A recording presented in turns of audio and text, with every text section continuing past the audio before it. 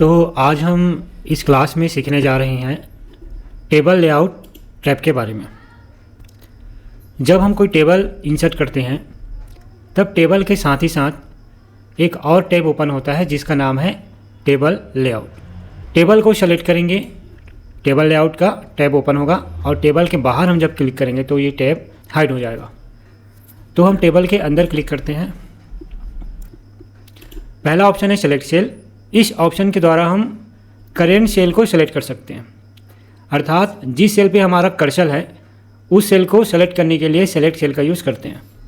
जैसे ही मैं इस ऑप्शन पे क्लिक करूँगा आप देख सकते हैं ये सेल सेलेक्ट हो गया। नेक्स्ट ऑप्शन है सेलेक्ट कॉलम।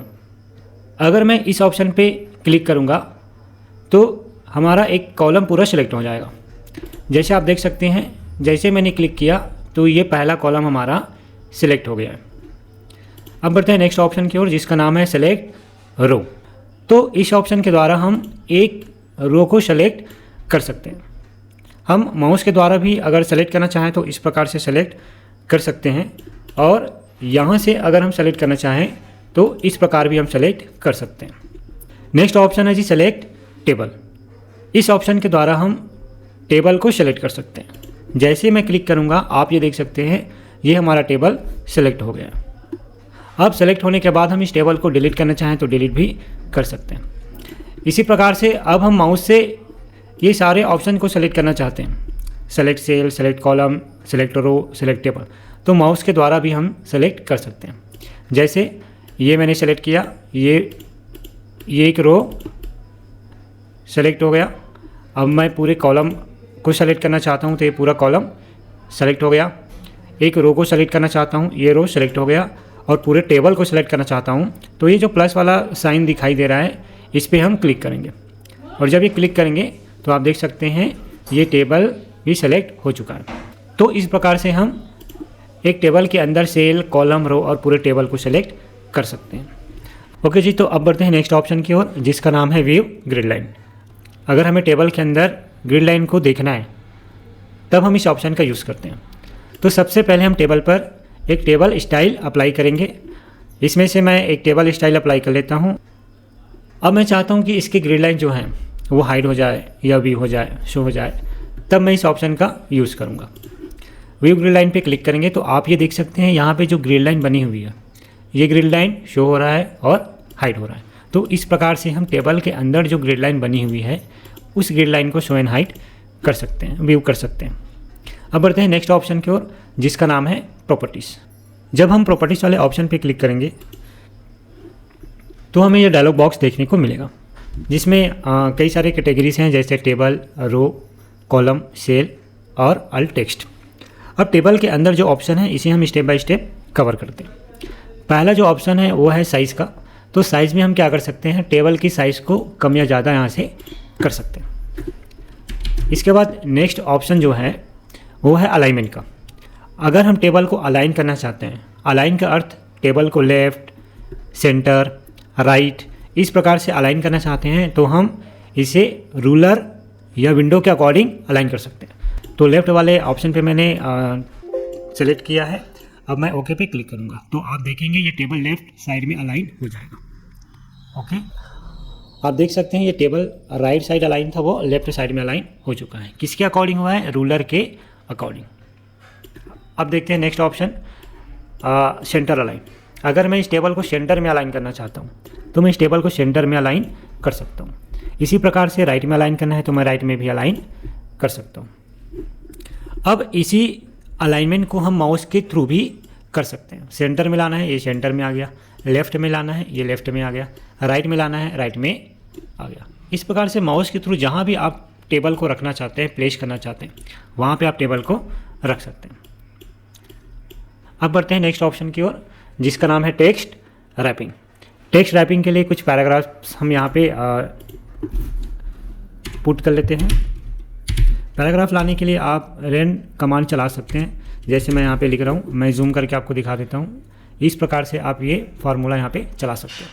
जैसे मैं इंटर करूँगा तो मेरे सामने ये 3 पैराग्राफ बन के आ जाएगा। अब मैं चाहता हूँ कि ये जो टेक्स्ट है ये रैपिंग हो किसके अकॉर्डिंग, टेबल के अकॉर्डिंग। तब मैं उस ऑप्शन का यूज़ करूँगा। तो आइए यूज़ करके देखते हैं। Table layout properties. अब यहाँ पे हमें मिलेगा टेक्स्ट रैपिंग वाले कैटेगरी में नन में कोई भी रैपिंग नहीं होगा। अब अगर हम रैपिंग करना चाहते हैं तो यहाँ पे टेबल के अराउंड में हम रैपिंग कर सकते हैं। तो जैसे ही मैं ओके करूँगा आप ये देख सकते हैं टेबल के अराउंड में क्या हो गया, रैपिंग। अगर मैं इस टेबल को पकड़ के इसके बीच में ले आऊँ तो भी ये टेक्स्ट रैपिंग होगा। इस रैपिंग का अर्थ यह है कि हम टेबल के चारों तरफ टेक्स्ट को ला सकते हैं। अगर मैं रैपिंग यूज़ नहीं करूँगा तो ये या तो टेक्स्ट के ऊपर होगा या टेक्स्ट के नीचे होगा। इस प्रकार से ये हो सकता है। तो आप अगर टेबल को टेक्स्ट के अराउंड रैपिंग करना चाहते हैं तो आप ये कर सकते हैं। अब बढ़ते हैं नेक्स्ट ऑप्शन की ओर, जिसका नाम है रो। रो के अंदर हमें रो से रिलेटेड कुछ ऑप्शंस मिलेंगे। जैसे पहला जो है वो है साइज़। अगर हम रो की साइज़ को कम या ज़्यादा करना चाहते हैं तब हम इस ऑप्शन का यूज़ करेंगे। टिक करेंगे, हाईलाइट होगा, अनटिक करेंगे, ये डिसेबल हो जाएगा। तो यहाँ पे टिक करेंगे। इसके बाद यहाँ से आप रो की कितनी साइज़ बढ़ाना चाहते हैं, कितना सेंटीमीटर आप इंक्रीज़ करना चाहते हैं, यहाँ पे सेट करके आप ओके पे क्लिक करेंगे। क्लिक करने पे आप देखेंगे कि ये रो की साइज़ जो है वो इंक्रीज़ हो चुकी है। अब बढ़ते हैं नेक्स्ट ऑप्शन की ओर, जिसका नाम है जी कॉलम। अब कॉलम में क्या होगा, कॉलम की साइज़ बढ़ानी है। तो इसमें हमने क्या देखा था, रो की साइज़ बढ़ानी है, और इसमें हम क्या देखेंगे, कॉलम की साइज़ बढ़ानी है। तो यहाँ पे कॉलम की साइज़ बढ़ाना चाहते हैं तो कॉलम की साइज़ आप बढ़ा सकते हैं। प्रीवियस कॉलम पे जाना है, नेक्स्ट कॉलम पे जाना है तो आप इसका भी यूज़ कर सकते हैं। आप इसे कॉलम में क्या कर सकते हैं, जंप कर सकते हैं। आप ये देख सकते हैं जैसे मैं इस पर क्लिक करूँ तो हम एक कॉलम से दूसरे कॉलम पर जंप कर रहे हैं। इसी प्रकार से सेल है, सेल की साइज़ हमें बढ़ानी है तो सेल की साइज़ भी हम बढ़ा सकते हैं। अगर अलाइनमेंट भी करना चाहते हैं तो हम अलाइनमेंट भी कर सकते हैं। जैसे top vertical alignment, centre vertical alignment या बॉटम अलाइनमेंट। चलिए इसे एक बार करके देखते हैं इसमें क्या रिजल्ट आता है। तो सबसे पहले मैं टेक्स्ट को थोड़ा सा इस प्रकार से रखता हूँ ताकि ये आसानी से अलाइन हो और हमें समझ में आए। सबसे पहले टेक्स्ट को मैं सेलेक्ट कर लेता हूँ। सेलेक्ट करने के बाद प्रॉपर्टीज़ वाले ऑप्शन में जाके सेल वाले कैटेगरीज में जाके मैं यहाँ पे सेंटर अलाइन पहले करता हूँ, क्योंकि टॉप तो ऑलरेडी पहले से है ही है। तो सेंटर अलाइन पे टिक करके हम ओके पे क्लिक करेंगे तो आप ये देख सकते हैं ये टेक्स्ट जो है सेंटर अलाइन हो चुका है। इसी प्रकार से हम टेक्स्ट को बॉटम अलाइन करना चाहते हैं तो ये टेक्स्ट को बॉटम अलाइन कर सकते हैं, और टॉप अलाइन करना है तो टॉप अलाइन भी कर सकते हैं। तो इस प्रकार से टेबल के अंदर लिखे गए कंटेंट को हम अलाइनमेंट कर सकते हैं। ओके जी, अब बढ़ते हैं नेक्स्ट ऑप्शन की ओर, जिसका नाम है अल्ट टेक्स्ट। अल्ट टेक्स्ट होता क्या है पहले हम इसे समझते हैं। एमएस वर्ड में अल्ट टेक्स्ट एक ख़ास तरह का टेक्स्ट होता है जो किसी इमेज या छवि के बारे में हमें जानकारियाँ देती है। अब मैं यहाँ पे एक कोई भी इमेज इंसर्ट कर लेता हूँ और उस इमेज पे मैं अल्ट टेक्स्ट यूज़ करके देखूँगा। जैसे कि ये एक हमारा इमेज है। इस इमेज पे हम राइट क्लिक करके पिक्चर फॉर्मेट में जाके ये वाला जो ऑप्शन दिख रहा है इस पर क्लिक करेंगे। क्लिक करने के बाद यहाँ पे मिलेगा अल्ट टेक्स्ट। हम यहाँ से भी इस पर ये अल्ट टेक्स्ट यहाँ पे दे सकते हैं। तो मैं अभी फ़िलहाल टेबल लेआउट वाले टैब में जाके प्रॉपर्टीज़ वाले ऑप्शन में जाके यहाँ पे मैं ये टेक्स्ट यहाँ पे देना चाहता हूँ।